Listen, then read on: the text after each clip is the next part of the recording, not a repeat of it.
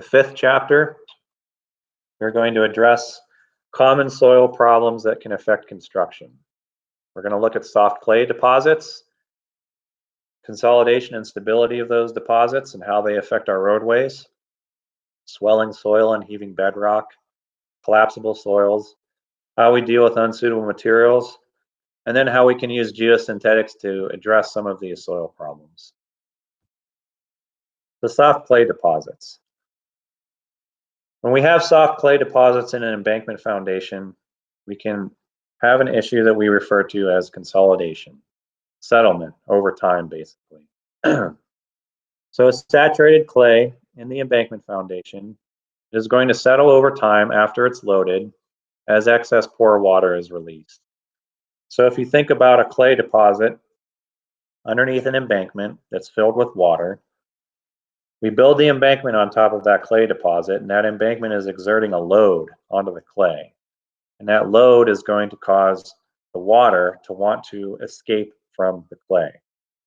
So if the clay layer varies in thickness, and if the embankment height varies across the length of that deposit, and you do not address this before construction, you're going to have what we call differential settlement can occur as that clay layer thickness varies across the length of your embankment.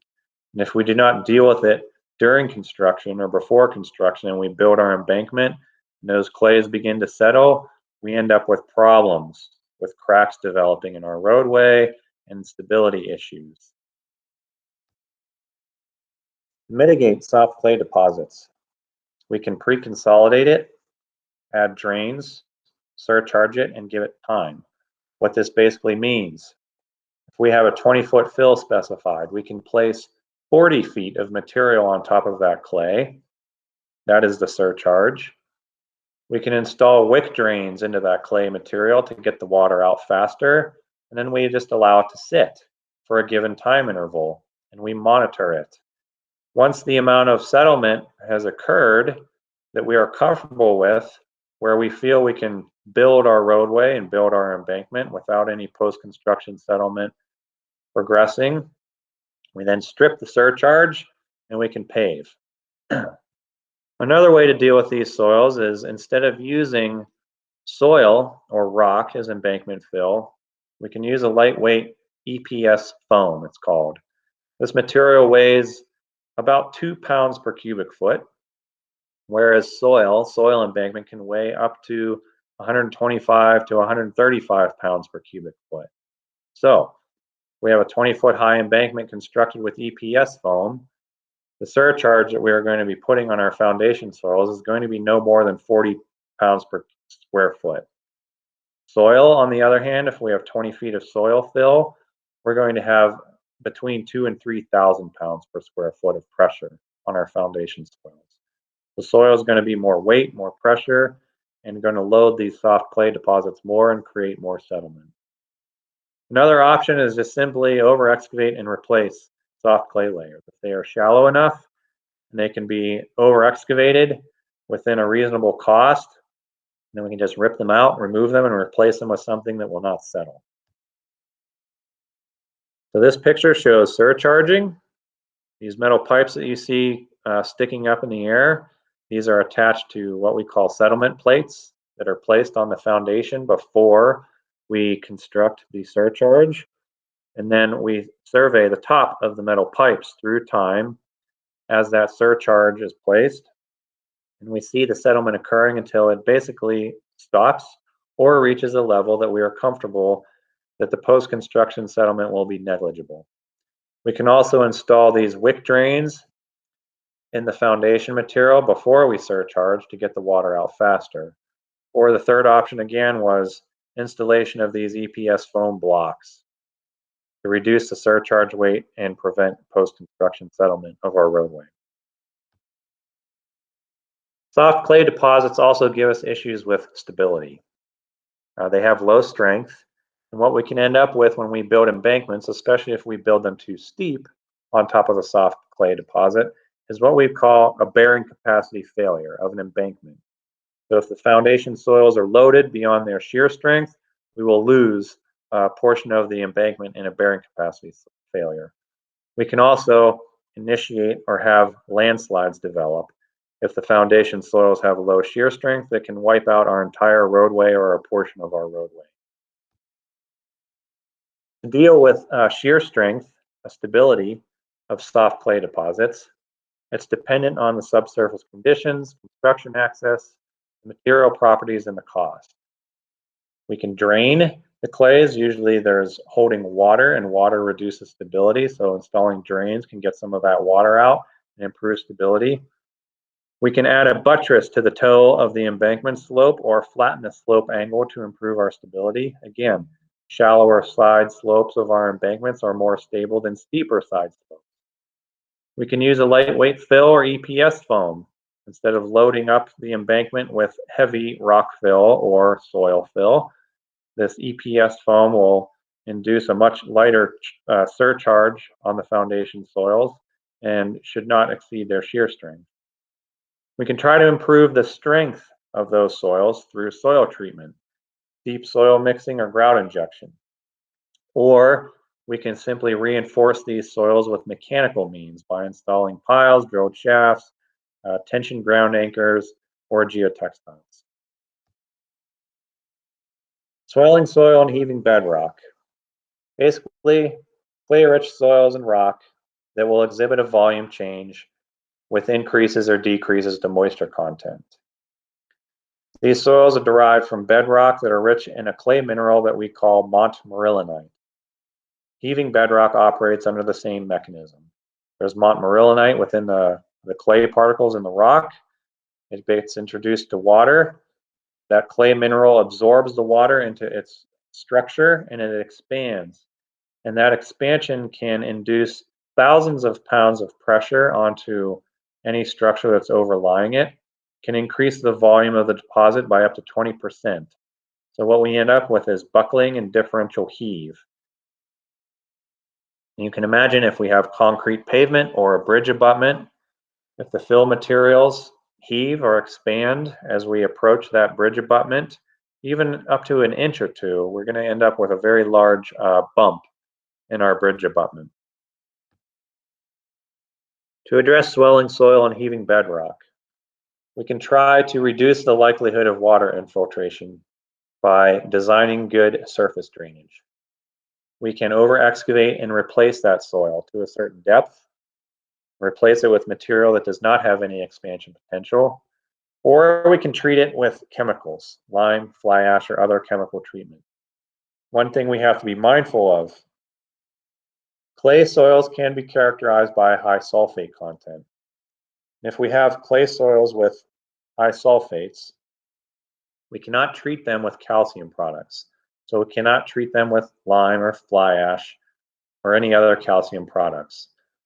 If that soil has more than 2,000 parts per million sulfate, what happens is the calcium products, they will interact with the sulfates in the soils, and they will cause a chemical reaction that results in crystal growth. And that crystal growth makes the expansion even worse. Collapsible soils. These are dry, fine-grained soils that we call a honeycomb or skeletal fabric with open pore spaces. Think of a house of cards. Basically, the soil particles are the cards. The edges and the corners of the soil particles are basically cemented together with salts. They typically have a very high dry strength and can support high loads. The issue is when they are exposed to water.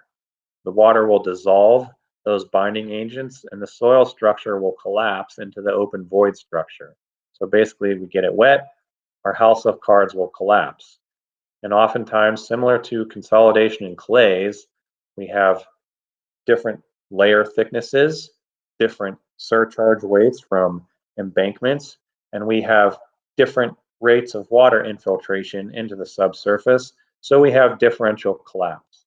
So the magnitude and time frame of collapse will not always be uniform across a deposit, and we can experience differential settlement. You can imagine what that would do to our roadway profile grade over time.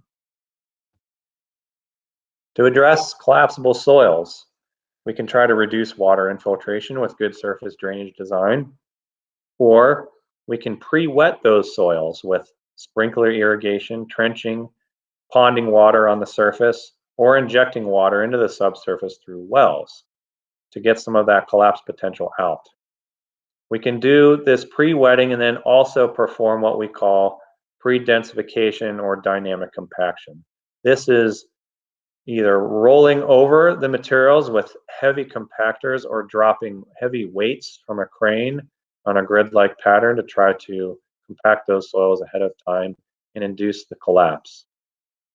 Another option, if the materials are deeper than can be addressed through dynamic compaction, we can use a method that is called compaction grouting. Compaction grouting is injection of compaction grout, most often in combination with pre-wetting, to densify the soils in place. What compaction grout is, this is a very stiff, low slump grout material. It does not flow into void spaces. It does not permeate the soil. Rather, it is pumped at very high pressures, and the grout itself displaces the soil that surrounds it, densifies it in place, and we space the drill and grouting holes on closely spaced centers and pump compaction grout basically until the soil deposit will no longer take any grout. And at that point, we deem that the collapse potential has been removed and we can build our roadway. Unsuitable materials. Anything that is left in place that could be detrimental to the road or embankment must be removed. So if the materials are free of organics and can be moisture conditioned and compacted to the required density, they can be reused. But if the materials contain organics, or they cannot be moisture conditioned and compacted to density, so consider very fat clays, these must be replaced with approved material. What the inspector's job is in the field is to identify unsuitable materials and make sure they are all removed. Organic soils especially, very low strength, not suitable for embankment fill or foundation material. Continued decomposition of the organics can result in settlement and voids being created over time. So these must be over excavated and replaced. And again, the plans will delineate areas of organic soils or delineate areas of unsuitable materials. The inspector's job is to document the extent and depth of removal. If we go back to our geotechnical exploration phase, you have to remember we are only going to be drilling borings spaced at every 500 to 1,000 feet. While we may identify an unsuitable material in one boring and then be able to look at a map and get the approximate aerial extents that will need to be removed, the depth and extent of that deposit may vary from what is shown on the plans. So it is the inspector's responsibility to document that all of it is removed, what the quantity is, and what is going to be measured and paid for in the field. But all of the material must be removed in order for the finished embankment to be stable. Our last topic is geosynthetics, to deal with some of our problem soils. Geosynthetics are cost-effective means to address soft, low-strength soils and high groundwater conditions. They can be installed very quickly and they're fairly cheap. Applications for geosynthetics. We have separators, reinforcement, filtration, and drainage, and we have various types of geosynthetics: geotextile, geogrids, and geocomposites. Geotextiles are typically woven or non-woven fabric. They can be used for all of these applications. Geogrids are typically a high tensile strength material that are typically only used for reinforcement or sometimes drainage. Geocomposite is going to be a combination of a geogrid and a geotextile. And they can also be used for all four of these applications. Separator. Separator is going to be used if the embankment fill is composed of a much different gradation than the foundation soils.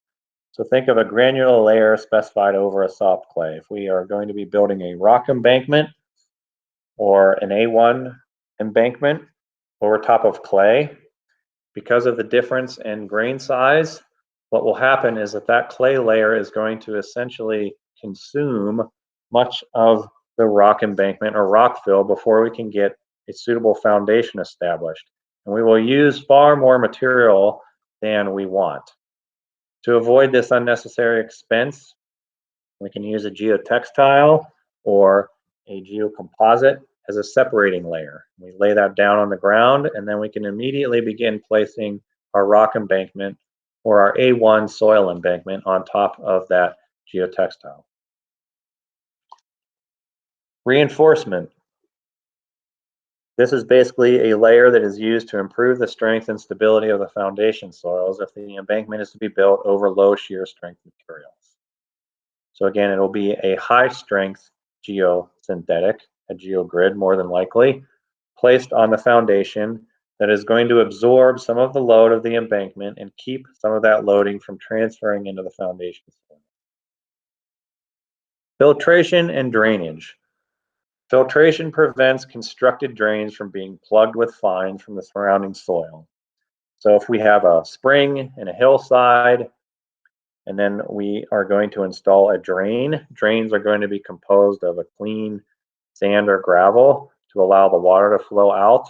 And then if our surrounding embankment material or our native soils are full of clay or silt, over time, that sand and gravel drain will get plugged with those fines as they migrate into them, and the drain will no longer function as intended. To prevent this from happening, we install a filtration layer around the drain that prevents those fines from migrating into the sand and gravel drainage material, and it keeps the drain clean and functioning for its lifespan.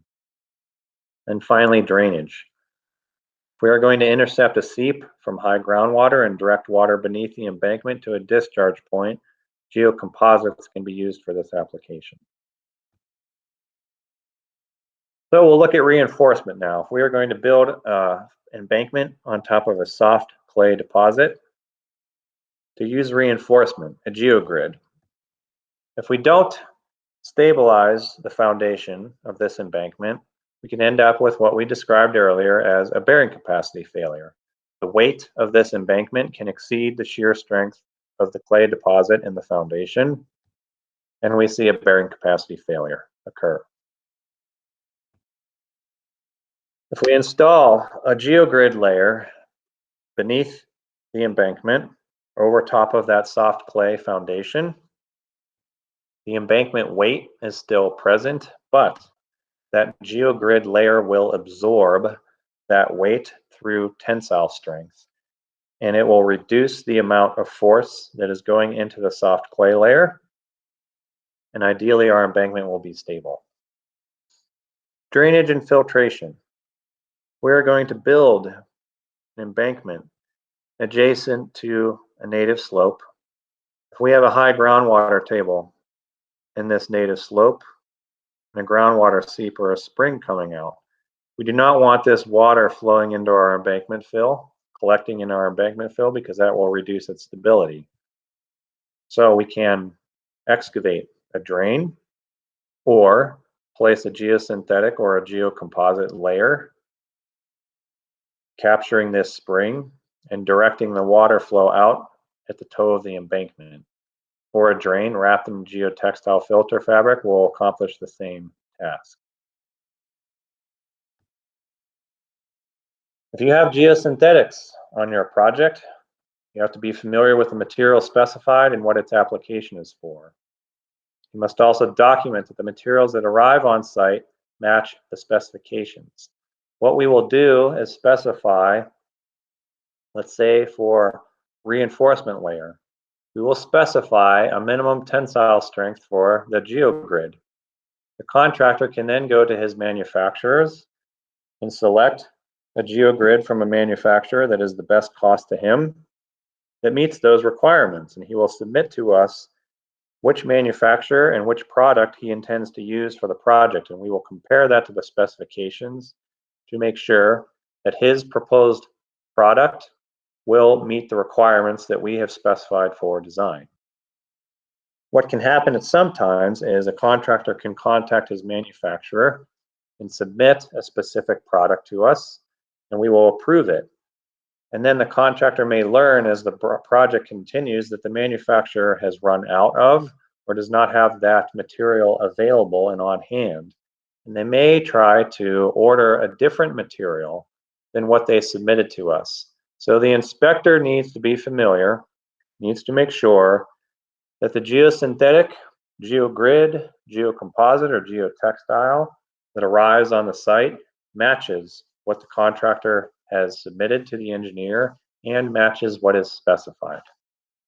And finally, the inspector must also document whether the material was installed in accordance with project specifications or manufacturer specifications and not installed in a way that results in sloppy construction. That concludes the presentation on CDOT's excavation, embankment, and soil inspection. Since we are in a remote environment, we cannot answer your questions at this time. However, on exam day, if there are urgent questions before you come in to certify, you can ask your instructor those questions, but we will be taking minimum time because you're expected to come in knowing your materials and ready to take your exam.